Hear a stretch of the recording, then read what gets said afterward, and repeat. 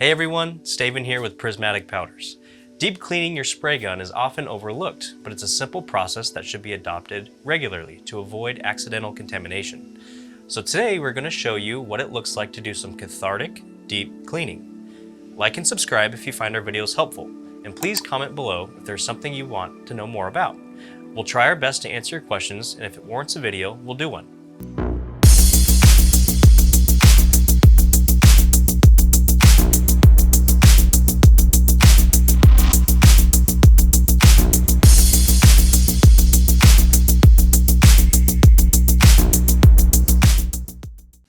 So you should already be performing your recommended cleaning procedures in between color changes and when you're finished spraying each day.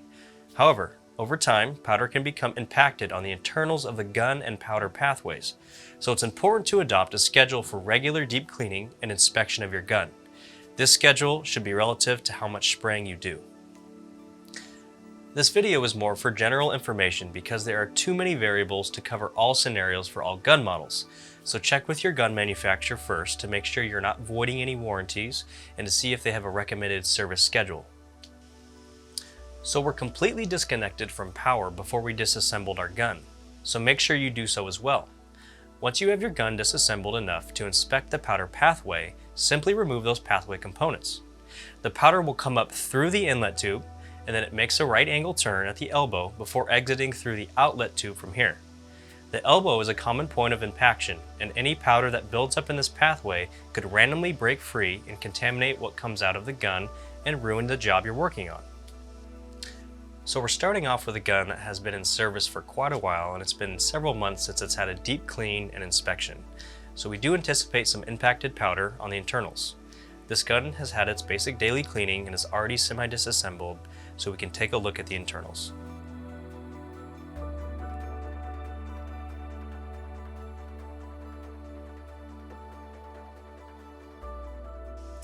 This is a great time to be inspecting the O-rings in the system and replacing them if needed. Anytime there's not a good seal where these pieces join means that your gun is not working as efficiently or as effectively as it could be. So look for wear and tear. We're going to be doing this by hand, and we are armed with our solvent and some Q-tips. You do not want to attempt to clean any of these surfaces with anything abrasive or sharp, since this will create more impaction down the road. You want smooth surfaces to remain smooth. No scraping or scratching. So the idea is we are just rubbing off the impacted powder. If you have any areas that are resistant to swabbing with the solvent, go ahead and let them soak for several minutes and try again. Make sure you remove any O-rings beforehand, since exposing the O-rings to solvent will dry them out and make them brittle.